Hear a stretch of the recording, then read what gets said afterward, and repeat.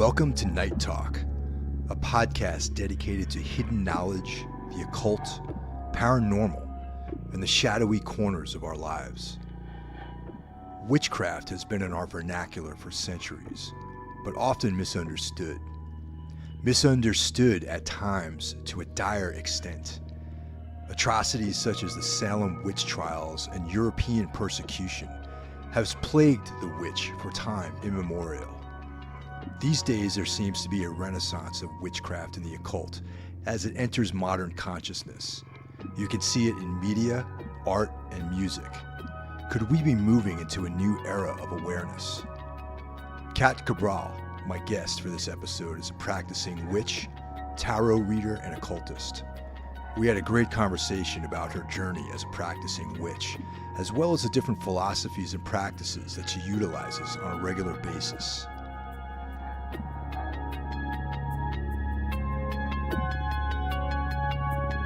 All throughout media, there's been this apparent rise in the interest in witchcraft. You know, there's TV shows like Sabrina. Everywhere you look, there seems to be media regarding witchcraft, witches, magic, the paranormal's always been a big subject with people. Okay. But one of the things that people don't know is that witchcraft is actually a thing that is done with intention, and that there are actually people out there who are practicing serious witches, like you, Kat. Hello.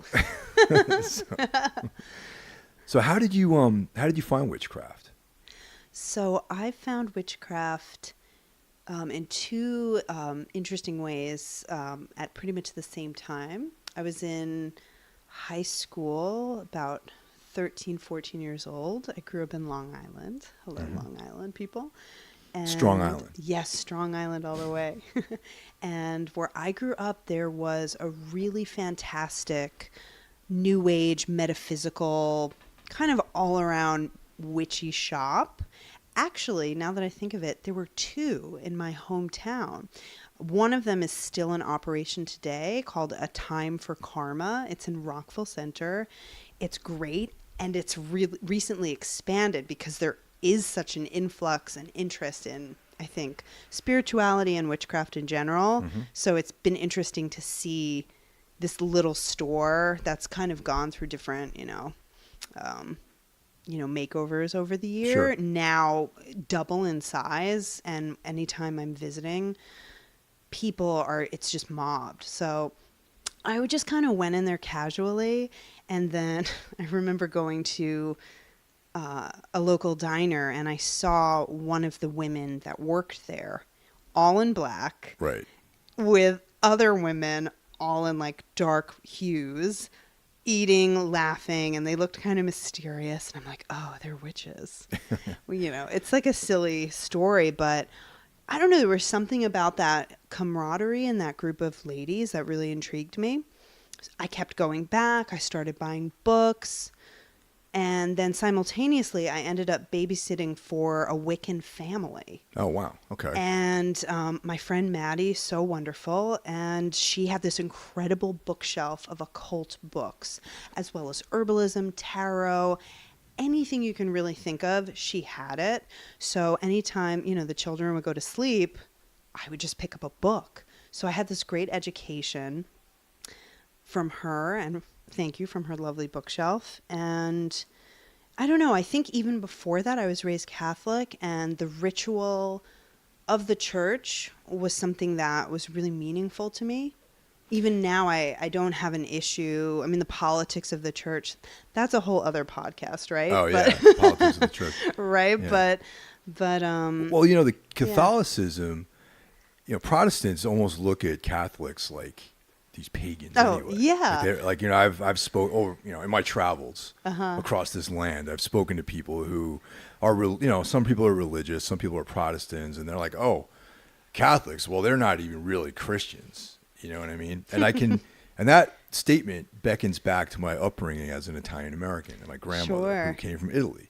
Yeah. And all of this, at the time I wasn't aware of paganism, but there was a lot of very, as I look back, pagan imagery, and a lot of things that actually, as I found out more about other types of philosophies, seem to leach itself into the Christianity. A lot of things kind of melted together over time. And I mean, that's what happened all over the world, with cultures. They just mix. Yeah. But especially with Catholicism and, kind of like European paganism, you Yeah, I mean, see even- it with all the even- holidays. Yeah, the holidays, Yeah. especially Christmas, which is like essentially a pagan holiday. And even in South America with Santeria and Santa Muerte, like all these religions that are somewhat denounced by Rome, by the Pope. They denounced like, Santa Muerte as being like devil Sure. worship and all this stuff. But it is actually sort of a merging of maybe an indigenous philosophy and faith with a European it sort of rides on the top of a European philosophy such as Catholicism or Christianity. Yeah, absolutely. And Yeah. you see it with colonialism, especially like in Yeah. the Caribbean. They had to hide, all the African slaves had to hide their religion. So they just put it with, like Chongo and Santeria. You'll see that's Santa Barbara. Right. So, you'll see that statue. And that was just a really clever and smart way to keep, your indigenous faith going and protected. I mean, I can't imagine what that would have been like. Right. So you mentioned yeah. Wicca. So just to kind of, I guess, clarify some things, you're a young lady. You like the black clothes, the darkness, the mystery. Okay. Yeah. And then when you finally start getting into the practical aspect of it, and you meet this Wiccan family, what can you define what Wicca is? Sure. So Wicca is, so the way I like to define Wicca is I like to start with witchcraft, which as kind of a whole is a giant umbrella term. Everyone that practices witchcraft or has an interest in it practices it in their own way, as well as what is natural to their culture, their country, their upbringing. So witchcraft can vary around the world completely. And everyone will have a different answer about what is a witch. Wicca, I think Wicca is, the more sort of popularized version of witchcraft coming over from England and Gerald Gardner in the 1940s or so, coming over to America with his book Witchcraft Today, published in 1954. That kind of brought a lot of the European sensibility about paganism to America. And it was really a modern religion that was created based off of some historical things and some things borrowed from other occult traditions, and it kind of merged together. So that came over to the US in the 50s. Then really in the 70s, other authors like Starhawk, Margot Adler, who passed away just a few years ago. Starhawk had The Spiral Dance, and then Margot Adler had Drawing Down the Moon.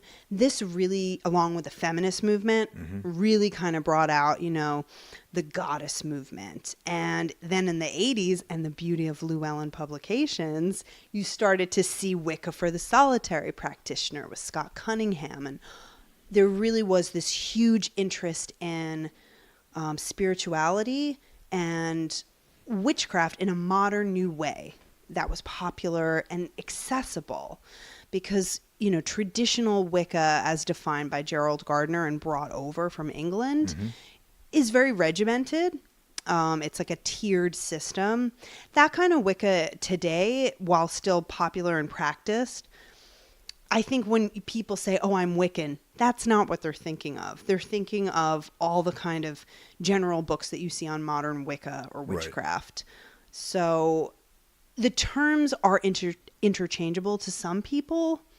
Others would argue, but Wicca is actually legally recognized as a religion in the U.S. So there's a distinction there, but every witch will say something different. Yeah, I mean, I would view it as one aspect of the sort of overarching body of Exactly. witchcraft. You know, because like you mentioned earlier, depending on what region you're in. I mean, there's, in Italy, was it Iradia? Oh yeah, And uh-huh. the Strigas, the yeah. Striga, and then you go to different parts of the world, and then there's their own style of witchcraft, and then Wicca would, like as you described it, be based more as a European, Anglo kind of pagan, religion. And it synthesized a lot of the different traditions that were, in Europe at the time. So a lot of modern Wicca and witchcraft today comes from Celtic traditions as well as Germanic traditions. And then, depending on the witch, if they have Italian ancestry, if they have Caribbean ancestry, people throw in what they know and what kind of, spirit or practice calls them. So one of the things that it's a very, you mentioned feminism in the 70s, okay, and my understanding of Wicca and witchcraft in general is that it is a very matriarchal sort of movement. Is that true? Yeah, Okay. I think so. Absolutely. It definitely is, because I think for the first time ever in history, and I think this is an interesting discussion that a lot of scholars and authors have debated over time. There's images of kind of like the Venus of Willendorf, famous kind of beautiful figure in caves in France and Spain. You'll see from like 2,000 years ago of these goddess images. Did people worship, a goddess? There's not really concrete evidence of, was there ever a matriarchal society? A lot of modern pagans feel like modern paganism or witchcraft, we're reclaiming our goddess. We don't know if that was the case or not. I'm not an anthropologist, but there are many out there that are amazing that have written great books. Witch Craze is a really interesting book if you're interested in that kind of thing. But I think the fact that the goddess is put center stage, I think that's why it's appealed to so many people who maybe have felt ignored, especially by, the kind of main, religions, Judaism, Christianity, Islam. Yeah, well, yeah. Those are all definitely G-O-D, baby. patriarchal. He's a big old man, yeah. Yeah, it's like a male-dominated sort of patriarchal thing, Sure. which, is debatably that's, like a hunter-gatherer society. Totally. Is like the sort of settlement of our hunter-gatherer ancestors, I think, kind of, in my opinion, my theory, hypothesis, if you will, is that once we started forming these groups, that's when these patriarchal sort of monotheistic religions started arising, because of this male-dominated society. We're in these cities, in city-states, things like that. But when we were hunter-gatherers, and once again, I'm just talking off the top of my head right now, Right. just based on a bunch of books I read, that there was maybe the women were the ones who actually were more, they're in charge of herbs and cooking and gathering medicinal things. And in my opinion, that's sort of the essence of witchcraft is Oh, it's a huge part of it. Yeah. Absolutely. That being said, it doesn't mean that there isn't the god in a lot of Wicca, especially, the first form of Wicca. It was, it still is, I should say, viewed as, there is a divine feminine, the goddess, and a divine masculine, the god. Kind of the typical polarity, the archetypes of the sun and the moon. So that is how a lot of Wiccans practice. So there's absolutely a place, kind of bringing out the most divine element of yourself, so to speak. There's also lots of different witches that maybe just worship the goddess. Maybe it's more, male centric, or they're just like, fuck gender. It's irrelevant. We're, it doesn't really matter. So I think that's what's nice now, is that there's a lot more kind of freedom in that. Well, I mean, there's the term universal balance. Yeah, I like to say divine spirit. A lot of times when I write about witchcraft nowadays, I just put, divine spirit, and then you can fill in what you're called to. So, you know, Caradwen, who's like the keeper of the cauldron, and she's, in the Celtic tradition. I've always been really intrigued by her. She's a beautiful goddess with an incredible mythology that just calls to me. Maybe someone else will, look at her and go, I don't know, I don't really feel connected to that. And that's okay. Right. Now, being a formal religion, what are some of the facets of practicing that religion? Being like a practicing witch, practicing Wiccan. Like what are some of the things that you would that would typify that? So I think really the main thing is about nature. It's about connecting with the divine spirit that's above us as well as below us. So nature is the key. Most witches or Wiccans, and pagans, I should say, they follow the wheel of the year. So the kind of magic that is naturally found in the seasons, as well as practicing magic with others or alone during, the different lunar cycles, and really kind of finding, empowerment as well as yourself. Maybe that sounds hokey, but I think anybody that is interested in spirituality, they're on a quest, they're trying to find their highest self. They're trying to find their place in the world. And witches like to find magic. You touched on a subject that comes up quite often whenever you read about magic or, high magic or ceremonial magic, and the concept of the higher self. Mm-hmm. I'll let you. I would prompt you to talk about that a little bit, of the different aspects of the higher self and the material world and all this sort of stuff, because I find that to be pretty fascinating. It is fascinating because I think it's a lifelong journey, and you can be a student of any kind of discipline or practice. And I do think witchcraft is a practice. I think like anything, if you're going to, just go to yoga once a week, you're not going to find any kind of spiritual fulfillment or physical fulfillment or change. I think it's something that you can be casual about, but I find it more rewarding if you really build a solid practice.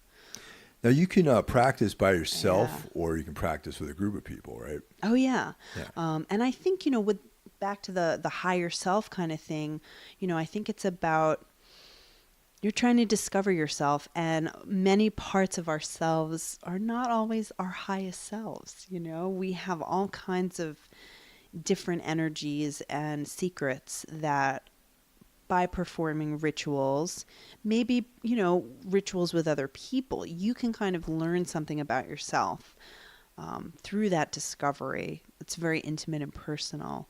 And your shadow self, that's something that people talk about a lot. And I think it's really encountering the things about yourself that frighten you the most and getting a little comfortable with it. Turning the lights on and going, okay, this is a fact. This is something that might be really ugly, but if I want to grow, I have to face it.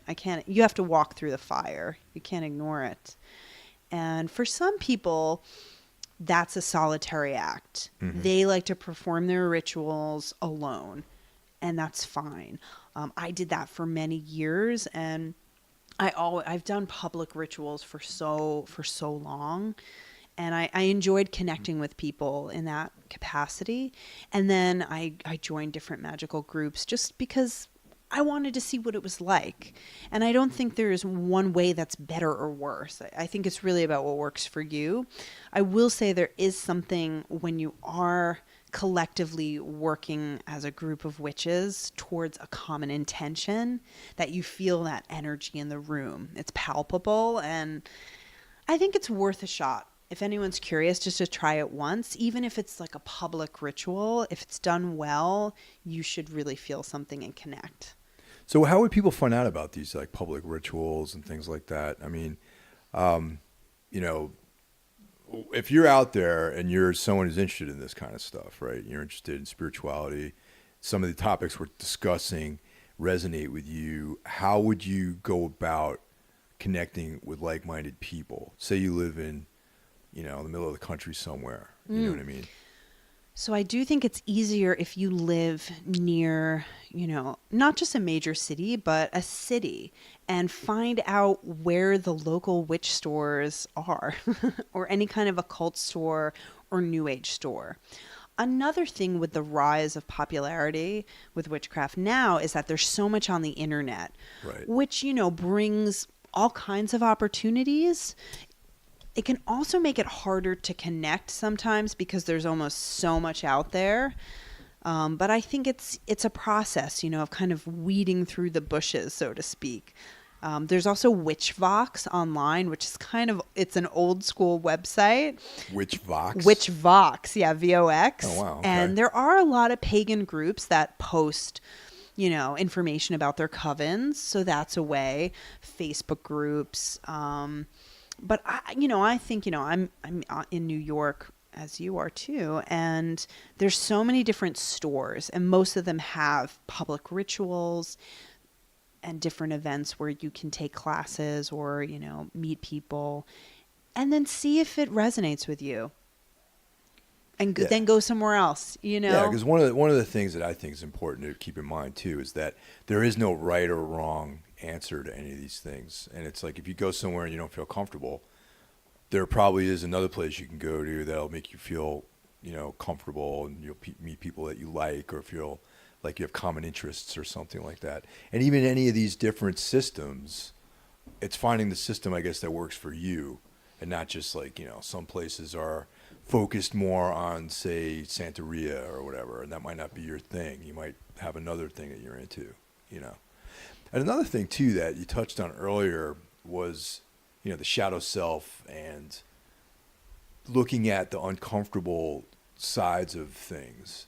And this, I think, is where Christianity and these kind of like monotheistic religions diverge drastically, because the concept of good and evil, which exists in Christianity, Judaism, Islam, whatever, where there's a judgment of certain darker things. And I think in, paganism or any of these other types of philosophical belief systems, that there really isn't necessarily a good or evil, like the light and the dark sort of coexist together. You know what I mean? Mm-hmm. And you can be a complicated person and have different aspects of light and dark in your life, and that would make up who you are. And you don't necessarily turn your back on the dark side or the light side, but the idea of trying to serve the higher self is something that puts that whole thing in balance, I guess. You just summed that up so nicely. Yeah. Well, I've been thinking about this a lot. Yeah, no. In so much of witchcraft, all the activities take place in a circle. Mm-hmm. And then you're also looking to the moon for guidance, and it's a circle, and it waxes and it wanes. And as we go through our life, we wax and wane, we transform, and we shed our skins. And sometimes it can be a brutal process, right? So I think that's why a lot of these different paths appeal to people right now, because I don't know, I can speak for myself. I loved church and I loved the rituals, and I actually loved going to confession. It felt great to be in that room and be like, this is my secret and I want to confess.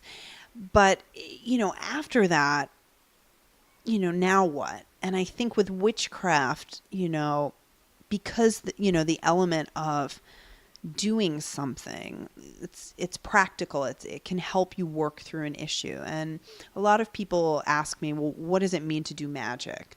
So you can perform a ritual. You're basically raising energy. And that can be by sex. That can be by dancing, by chanting, visualization, any way that you feel like the energy is raising, basically. Because magic is, you have an intention. Right. And then you do something, you raise energy to show divine spirit, goddess, universe, that this is what you're interested in achieving. And then the difficult part is the third and final part, which is letting go and trusting. And that's the faith element, Yeah. which in any, spiritual path is different because you have to hold out and then see what the results are.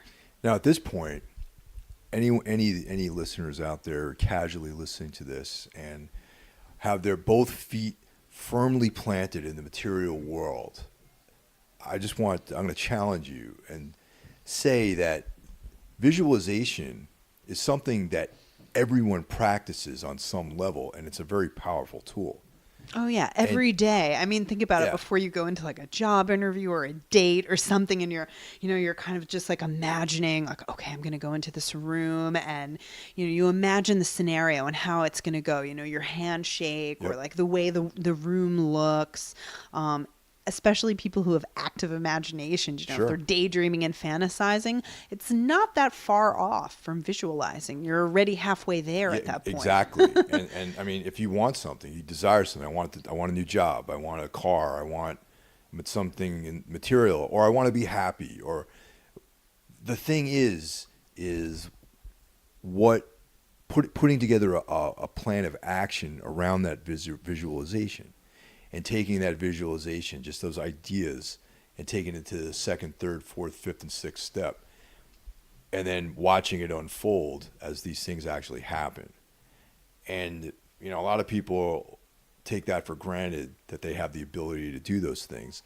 But that, in and of itself, is a magical practice. Absolutely. Yeah. Yeah.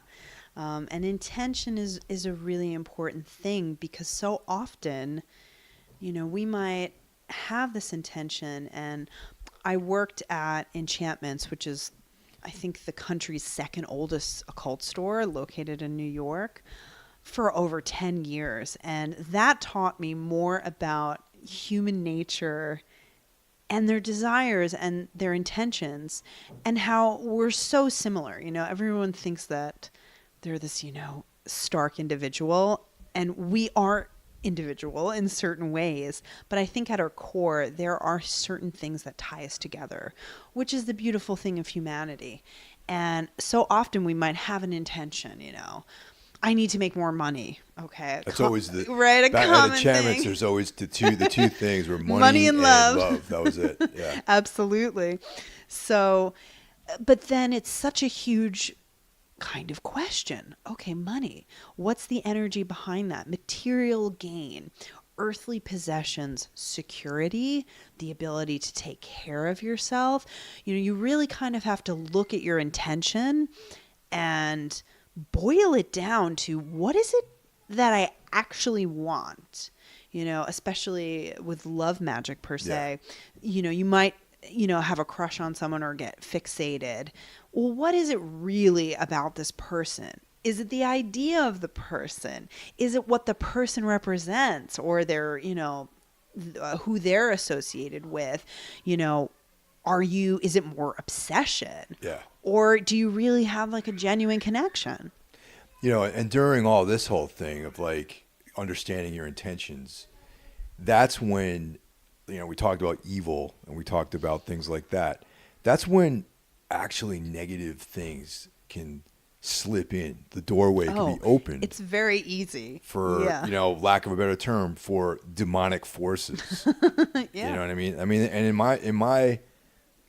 I have like a lot of ideas about demonology as well, but one of the things is these lower forms that you let into your life that might have to do with some of these higher intentions. You know what I mean? Where it's like, oh, I want this, so I'm going to take a shortcut to get there.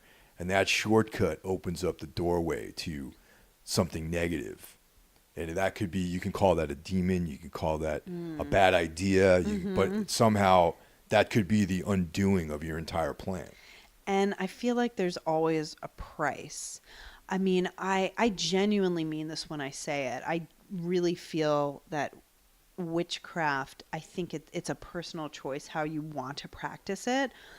For the most part, there's no such thing as white or black magic. Black magic, I feel, and maybe there's somebody out there that can help educate me on this, but I think, at least in my experience, white magic, like I remember seeing this spell book, like White Magic Little Spells or something like that. It was cute, but I thought there's no such thing because it's all one giant gray area. And black magic, I feel like, had a connotation in history that was probably racist, coming from, voodoo and Santeria, Right. that kind of thing. So it's awful to even say that. Magic is magic, and it's your intention. And I think for me, there's like the Wiccan Rede. There are groups of witchcraft that follow kind of, I don't want to say morals, but a code of honor. And I personally try to follow a code of honor. And I think if you're working in a coven or a group, it's important to establish those rules and see, are you working with people and you're on the same page as each other? There was a big thing when Trump got elected. A lot of different people were doing sort of hexes on him. It was, in the news, it was a big deal. And I really feel like there was definitely camaraderie and something beautiful about people coming together that were really angry about this. And I think it was cathartic. And I think it's a personal choice. Would that solve the problem? I don't know.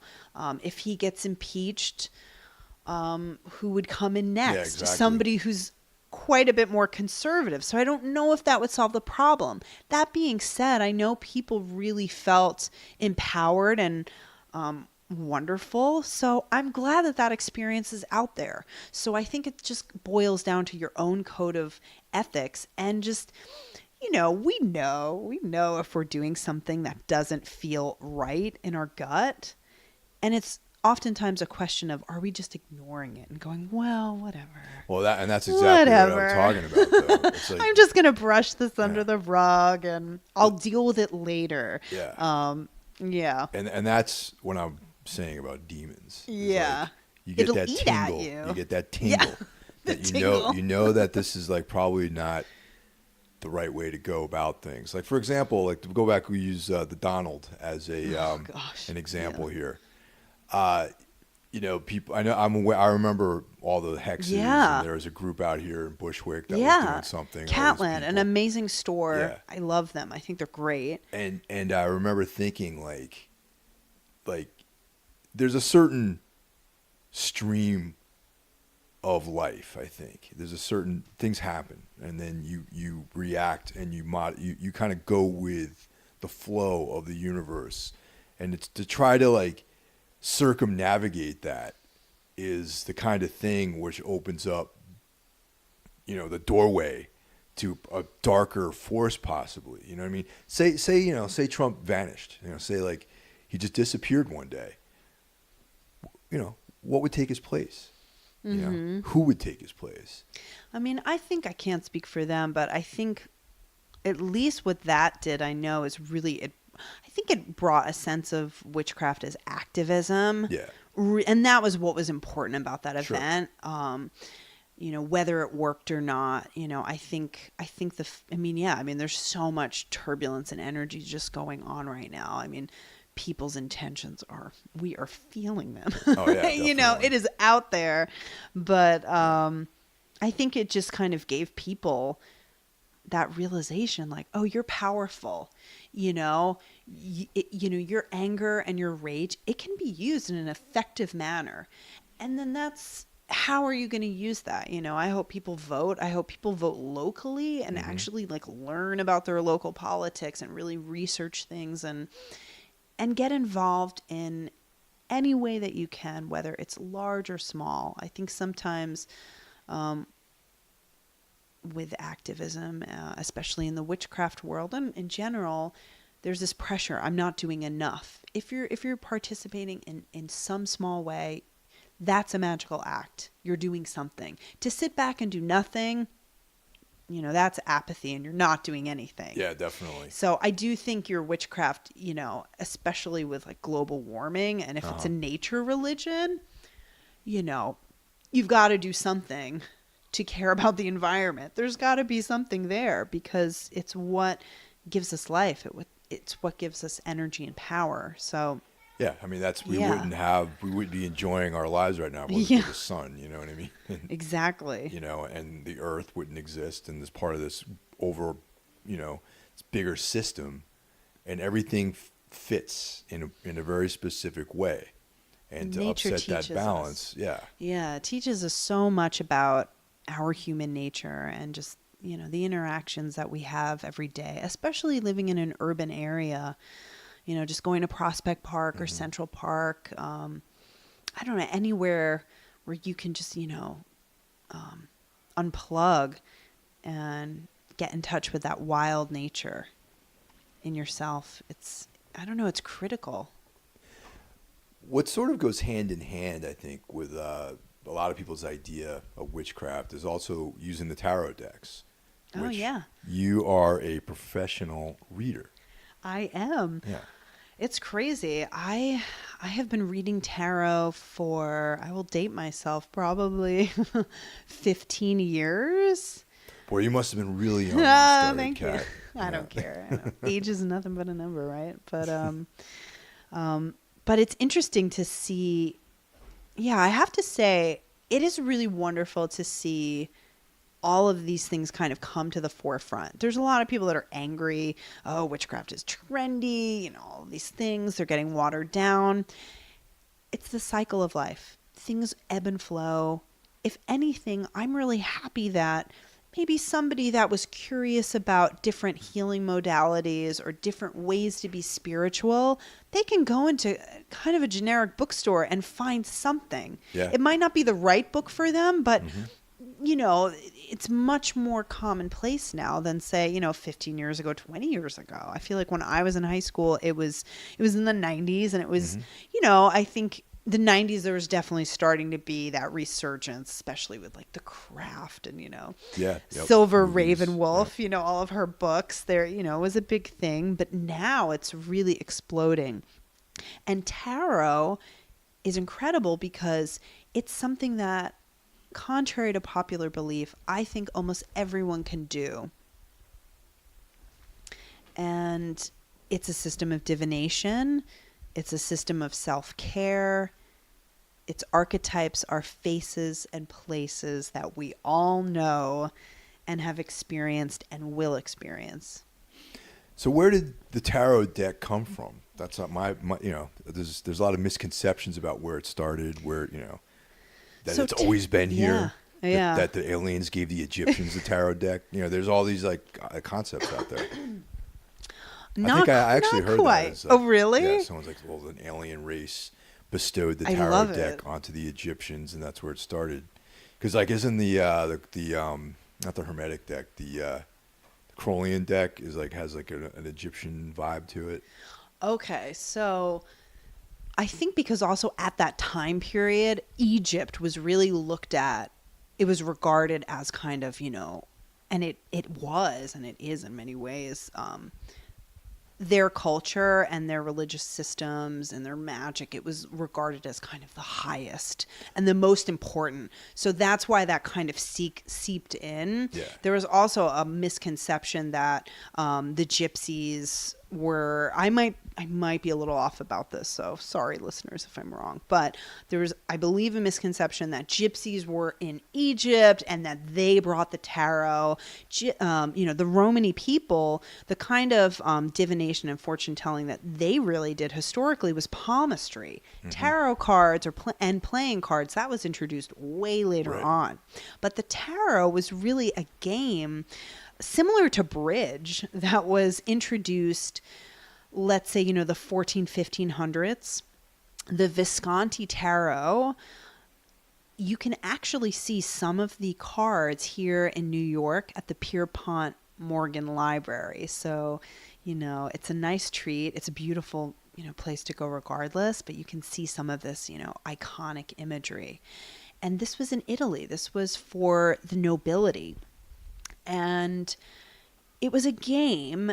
And this is where, at that time period, the element of divination, there isn't really clear evidence as to whether or not that was something. I do know that stories or songs or poems would kind of come out of some of the archetypes, and some of the pictures were based on carnival, figures. So you see the fool, for example, you'll see that in the Masquerade and in Venice. Then later on, with, Aleister Crowley and, the Golden Dawn and kind of the renewed interest in occult knowledge, during the Renaissance and later on, especially in like the 1800s, the Rider-Waite deck was actually published in 1909, I believe. That's really kind of when we think of tarot today. That's like the classic deck. We're thinking of that because at that point, before that, Arthur Waite, with the assistance of the artist Pamela Coleman Smith, she illustrated the minor arcana, which in the Italian decks, which then, I skipped ahead quite some years, it spread throughout Europe. When, the Rider-Waite deck, so to speak, came out, there was much more context to it. So the minor arcana was just, symbols and numbers. Okay, so before we get into that, there's 78 cards. There's the major arcana and the minor arcana. I get so excited. There's there's so much to talk about. I'm like, wait, let me get the dates right. Yeah. No, there's a lot to talk about for sure. It's a lot, and actually I want to shout out to this woman that I've never met and I'd love to meet, Mary K. Greer, Tarot for Yourself, a tarot classic book. Unbelievable. She has an incredible blog that details so much history. So if you want to really read more in depth about Italy and, kind of all of this, she's a great resource out there. But yeah, it's a 78 card system. And commonly, you'll see the first card is 0 and it's the Fool. And you'll commonly hear it's the Fool's journey through life. And the Fool, and I agree with that statement. And I look at tarot as that kind of journey. You're going through all of these different cards to kind of learn about yourself. And there's, it's broken up into different parts. The major arcana, the 22 cards, there are court cards, and then the minor arcana. To make a long story short, I think everyone should get a tarot deck. Find one that appeals to you. You can pull a card every day and then see what resonates. There's every time I pull the King of Cups, I think about a longtime Scorpio best friend. I'm like, oh, it's you. How are you doing? Just because of over, almost 20 years of reading cards, this kind of archetype has been associated with this dear friend. Other cards, crack me up because I think the tarot has an innate sense of humor. Sometimes people look at it as, terrifying because there are terrifying moments in life. Sure. The Devil card, the Tower card, but there is lightness in those cards. There can be humor. I mean, I've pulled those cards in like situations where I go, oh yeah, shit is going to go down. And then the Tower pops up. Of course it pops up, Or like the 5 of Wands, the 5 series, 5 of Cups, that sort of stuff has a more of like an ominous, like... Fives are transitions. Yeah. So, I always like the 5 of Pentacles. People go, great, I'm going to be broke, or it's poverty and illness, and you see this poor couple and they're like in these raggedy clothes and they're walking by the church window and there's 5 pentacles and it's a transition. You're not going to be, down and out forever, but it's a time where maybe you have to kind of analyze, depending on the situation, how did I get in this place? What caused this? Also, there's a church window there. Maybe you need to ask for help. They're looking down, in the beautiful imagery of Pamela Coleman Smith, there's such strong archetypes, as well as, there's Kabbalah symbols, there's all kinds of occult symbols that were put in, that was not in the original deck. It didn't exist.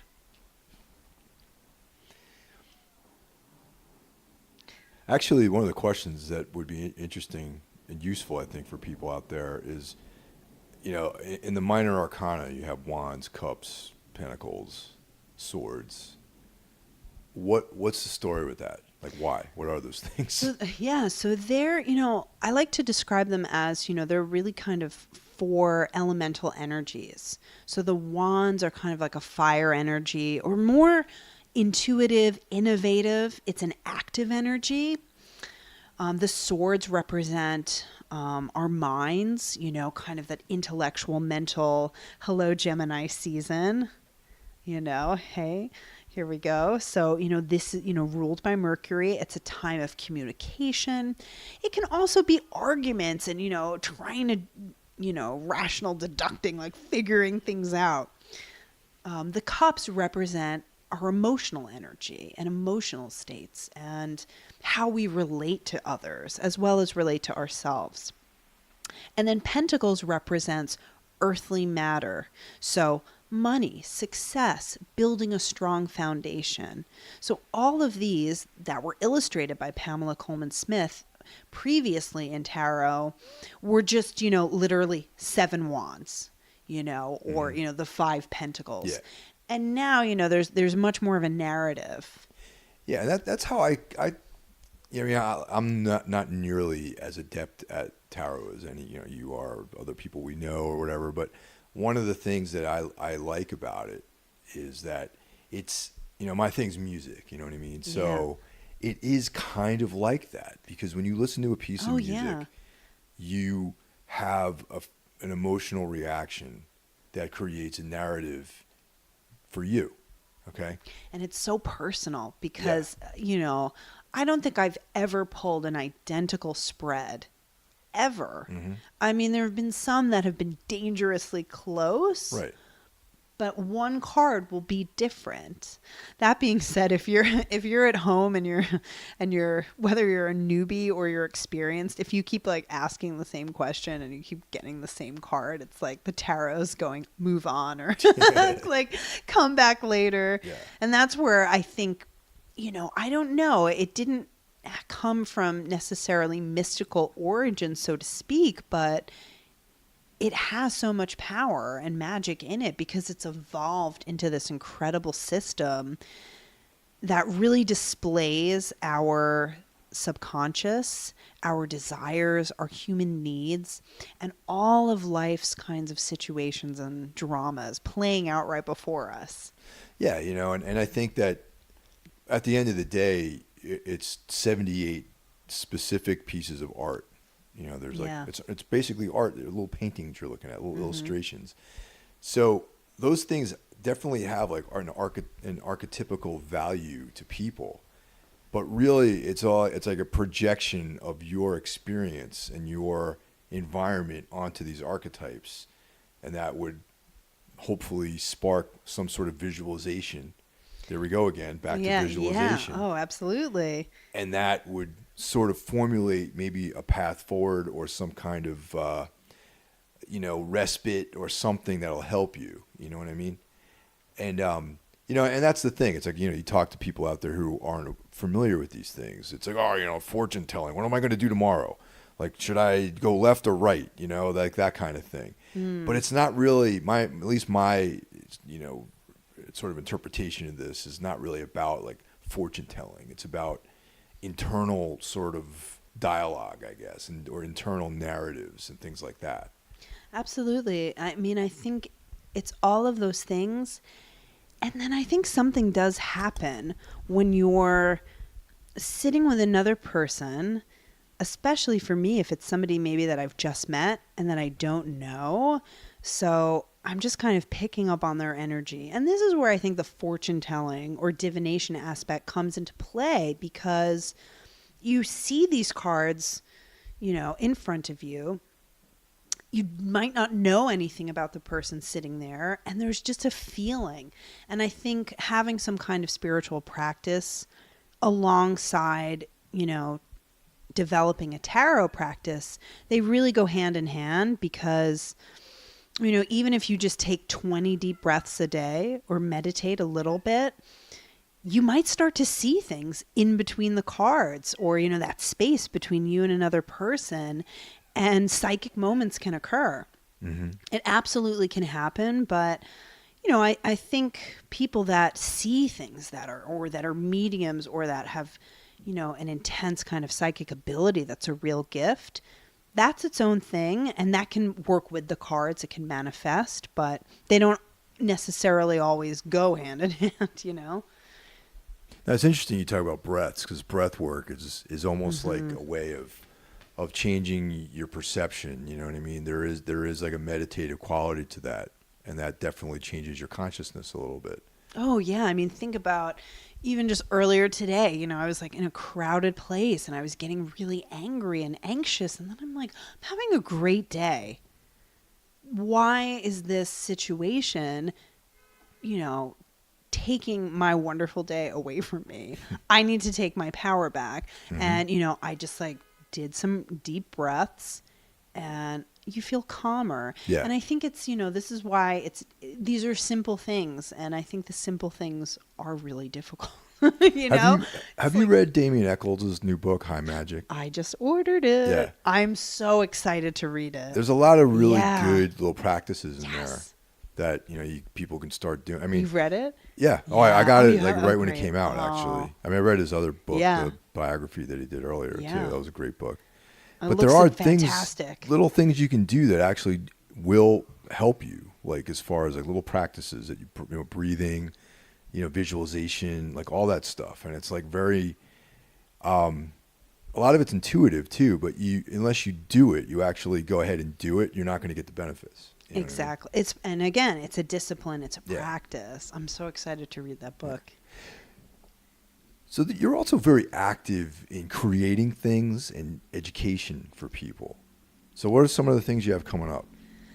So, I mean, I think so much of witchcraft too, I learn from, you know, all the people I've worked with, and I'm always continuing to learn. So the things that I teach or put out there, it's reflective of my experiences, and, you know, I can't wait to learn more. I mean, that's really the beauty of it. So I am happy to announce that I wrote something called the Spells Deck, which will be published on October 1st by Chronicle Books. And it's 78 cards. However, it is not a tarot deck. It is basically an introductory guide to witchcraft as I know it. And on each card, there's a different spell, ritual, or recipe, something that you can do or learn about witchcraft. There's basically 8 categories. A few of them I'll name will be animal familiars, so different kind of magical animals, witches' tools. Bonds of love is one of them, about kind of healing the heart and love. All different kind of intentions and aspects to really, hopefully, my aim with this was to give people a portable, tangible object where they could really learn magic and then develop their own practice. So that's coming out in October, and I'm really excited about it. And I'm actually holding the deck in my hands right now. And it's a beautiful set of cards. Oh, thank you. Oh, the artist, her name is Kim Knoll, and she did an incredible job creating these 8 original paintings, as well as each card has their own little symbol on it. So they're really beautiful, and I can't wait to share them. Yeah, they're very substantial. It feels like you're actually holding something in your hands when you have these. Yeah, I mean, I don't know. I mean, that's why I love any kind of cards. You know, it's like the tactile. They're there, you know. Now, where could people buy these? I mean, if you know, are any shops going to be carrying them, I or hope websites, so, or yeah. Amazon.com or anything? Unfortunately, the monster of Amazon will be carrying it. Cyberdyne Systems, Yeah. aka Amazon.com. Yeah. I believe on my website, moonagemagic.com, I'll probably have a link, and then in, you know, different magic and occult stores. You can sign up for my mailing list on my website, and then you'll get updates about when it's coming out. Well, let's talk about the site for a minute too, while we're talking about it. Like, what other things can people find on Moon Age Magic? So I do actually a lot of posting on Instagram as well as the website. I try to just post, you know, information about rituals, spells, astrology, just kind of different things that people can learn and do themselves at home. Any other kind of updates. So I do magic circles for the public. So if you're in the New York area and you're curious about what a witch's circle could look like, I do those at Black Iris, which is an amazing tattoo shop and metaphysical place. They've really created this incredible space. They're located in Greenpoint. So I have one for Midsummer coming up on June 30th. And then in July, I'm doing a tarot class there on July 14th. Wow, this is all at Black Iris. Yeah. I did this at Enchantments for years.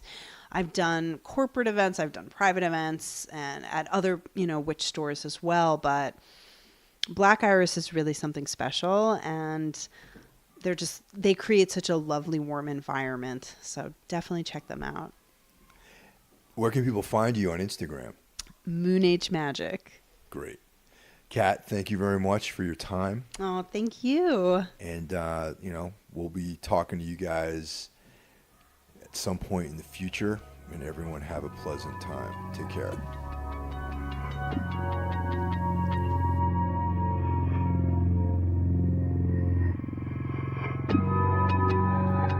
And that's it for this week's show. Thanks for listening, and I thank you all for your continued support. If you want to check us out on Patreon and make a donation, head over to our Patreon page, Everything Went Black. I'll talk to you guys soon.